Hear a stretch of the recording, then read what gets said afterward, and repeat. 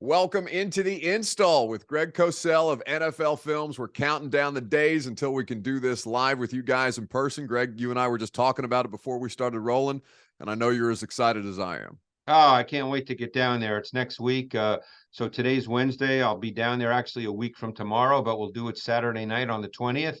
Pretty excited about it, Buck. It's always, hey, I just love talking football.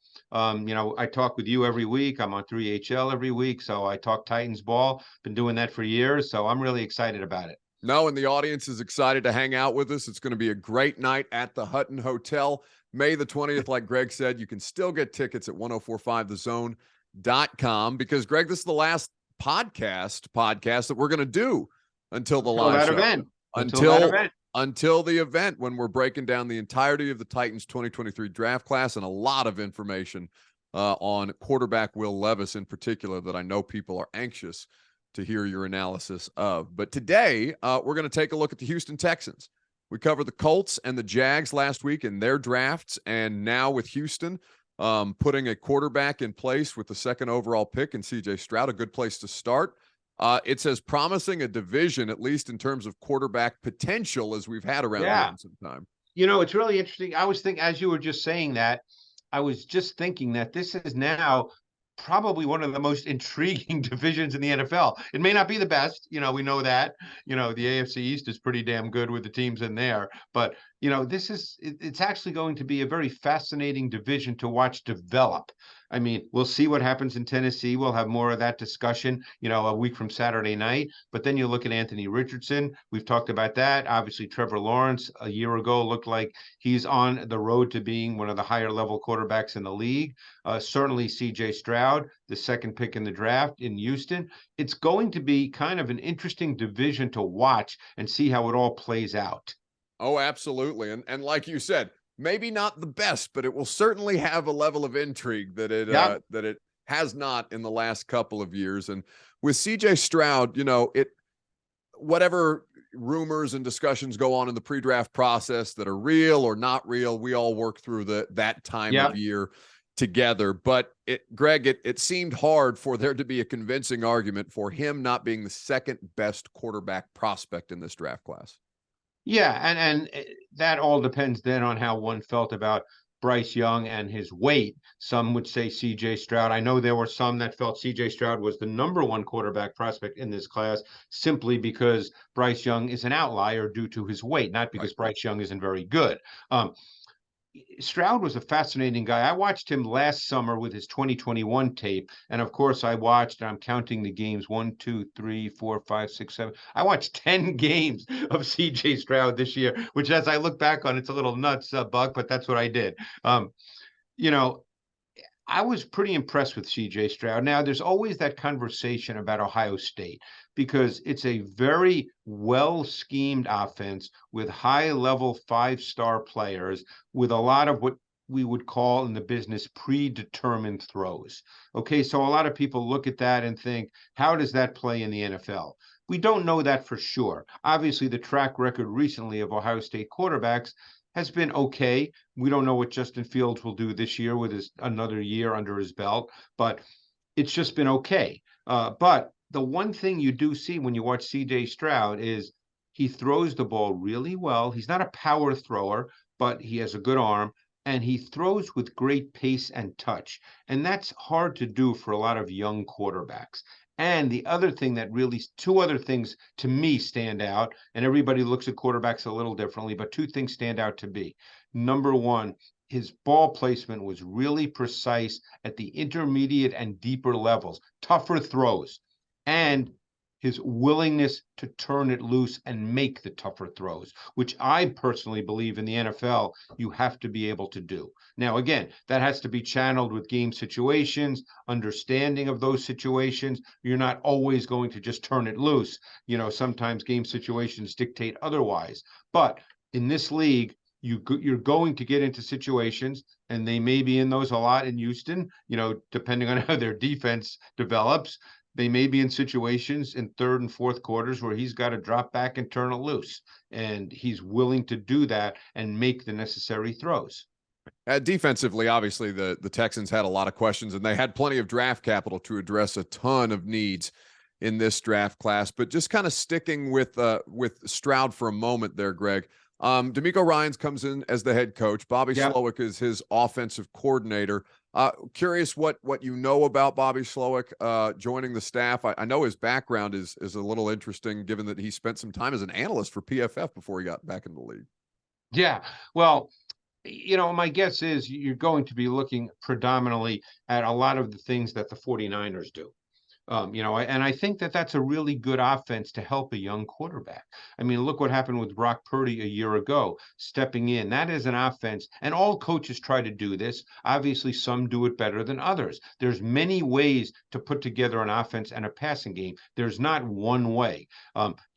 And I think people need to understand that there's a lot of different ways to do things in the National Football League and be successful. But the one thing, that really stands out when you think of a Shanahan style offense, and they do have a really good back in Damien Pierce and a really good second back now in Devin Singletary, who was a number 1 back. Now he becomes a number 2 back, is they marry the look of the run game with the look of the play action pass game exceptionally well. That's one thing that has always been a staple of that style of offense. And I think that helps a quarterback. Now, Stroud was not a quarterback that played under center very much, but he has done it. And I think you'll see him do it more, because play action under center, to me, is far more effective than play action in the gun for one simple reason. Okay, there may be other reasons, but keep in mind, what are you trying to do more often than not with play action? You're trying to make second-level defenders be tentative and uncertain in their reaction, okay? Because they're uncertain until they see it, whether it's a run or a pass. So when the quarterback's under center, it takes just a beat or two longer to get to the mesh point to find out, hey, is this a run or a pass? Right. So they have to wait. Where when you're in the gun, the play action fake tends to be a little more of a flash fake. It's quicker. It happens quicker. So they can see more quickly whether it's run or pass, Buck, and therefore they can get to where they need to be if it's indeed a pass. So I think the play action pass game under center tends to do what you want it to do, create that hesitation, create that uncertainty, create a look of, hey, it could be a run, it could be a pass, for just a beat or two longer, and that's what you're trying to get accomplished. Yeah, it is, as you mentioned, we've seen a lot of quarterbacks in that 49er system. Obviously, not everybody has Kyle Shanahan as a play caller to further help their offense in terms of how they put their players in a position to succeed. But in terms of conceptually, you understand how that can make life a lot easier, on a rookie quarterback. One other point. And again, he missed a year, so we don't know exactly what he'll be. But I think a receiver that is really good for this kind of system is a John Mechie. And I really liked John Mechie when he came out of Alabama. Obviously, he had the illness and he had to sit out a year. So maybe he's an unknown to a certain extent, but to me, he was a really refined, nuanced route runner. He worked the middle of the field exceptionally well. Not all receivers are comfortable doing that. When you hold those linebackers or second-level defenders, it's the middle of the field that is often open. Stroud makes those throws exceptionally well. And believe it or not, another receiver, and I'm very curious to see, number one, if he makes the team, but number two, I loved his tape coming out of college. He was a 6th-round pick for them, Xavier Hutchinson. I really liked his tape a lot. And, again, he's not a burner. Receivers are an odd lot when it comes to the draft, especially this given year in 2023, because there wasn't a Jamar Chase. There wasn't that one guy where everybody said, that's the guy. There were a few guys who clearly we knew would be higher round picks. But when you get later in the draft, particularly with guys who are not, 40-time stars, those guys could go anywhere from the 3rd round to the 6th round. That just becomes a matter of how the draft plays out. And I really liked Hutchinson. He's big. He's got kind of a smooth quickness to him. He kind of reminded me stylistically of Keenan Allen. Now, before people say, oh, you're out of your mind, people need to understand that Keenan Allen was not a high draft choice. And Keenan Allen is a certain kind of receiver. He's not a burner either. So I will see how it plays out. The other receiver they drafted, and I don't know how much you know about him. I'm sure you studied up on him a bit. Is the kid from Houston, Tank Dell. I love me some Tank Dell, Greg. He was so much fun at the Senior Bowl and obviously to watch last year at Houston. Let me tell you something. That kid, yeah, I think I've forgotten his first name because everybody calls him Tank. Right. I can look it up because I've been calling him Tank all draft process. I know. I've forgotten his first name, but yeah, look that up while we're talking. But this kid is explosive. Now, not necessarily vertically explosive. His 40 time wasn't off the charts. Nathaniel. I don't know how you get Tank from Nathaniel, but Nathaniel Dell, aka there Tank. You go, Nathaniel Dell. I actually watched him pretty early in the process, and I knew nothing about him. But I got to tell you, this guy he's got sudden explosive movement traits, both as a route runner and run after catch. He's dynamic. He's electric. He's a game-changing playmaker. Now, he's 5'8 3/4, 165. But we know in this league now, the way teams move people around. And keep one thing in mind, if they're going to implement a meaningful part of what the 49ers do, what do the 49ers do? I think the highest percentage of any team in the league. They motion receivers, okay? So you put a guy like this in motion, you get him free access off the ball. I mean, this guy he's explosive off the ball. And by the way, he was featured at Houston as the movement motion receiver to do just what I said. So he is used to doing that. And that's the way you maximize what he brings to the table. I thought he was a fascinating prospect. I mean, he's got the kind of juice you don't often see. This kid is really sudden and explosive. I'm excited to watch the Texans this year, Greg, for all the different parts that they've added on a core that, if you open up their website, for example, everybody, all the season ticket promotions are all players they've drafted either this most recent draft or in last year's draft with Damien Pierce and Derek Stingley. I think Laramie Tunsil's on a few of them too. But like what they have as an offense, and we'll talk about their defense here in just a second, because obviously, notably, they traded up to get Will Anderson with the 3rd overall pick. But Damien Pierce as a runner, we didn't talk a lot of Texans football last year just because of the way that the schedule played out. And obviously the Titans had some games against them late, but it was a little different circumstance. Damien Pierce coming out of Florida, he was so much fun to watch, and I felt so frustrated for him in those circumstances because it was tough to get him any help at that stage. Yeah, he's a runner that's really, really competitive, urgent, physical. He's a sustainer. He has just enough juice to be a little more than that, but you wouldn't call him explosive. But he gets what I've always believed is essential in the NFL if you're going to be a feature back. Now, feature back is a relative term. Obviously there's not 10 Derrick Henrys in the league. A team could have a feature back that one week gets 17 carries, the next week gets 10 carries, depending on how they choose to play offense. But Damien Pierce has feature back traits. He's a sustainer. He gets, as I was about to say, hard yards. Okay, that is critical in the NFL. You must run inside and you must get hard yards. So he's the kind of back, Buck, that if it's blocked for 3, he can get 7. And that's really, really important in this league. Every yard in the NFL is important. It's tough to gain yards running the ball in the NFL. And he's really an intense, he's a swagger back. He's an attitude back. And every offense likes that kind of runner.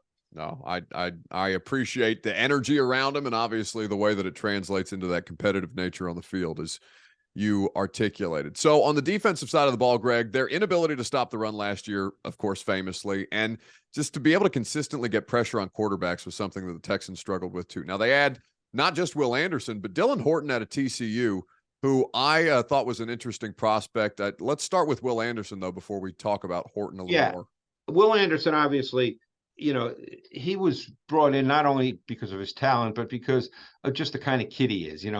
He's a culture guy. He's a great character guy. I'd be very curious to see how they deploy him. Obviously, he's going to play defensive end. But at Alabama, they did a ton of stunting. They did a ton of slanting. There were times they moved him inside.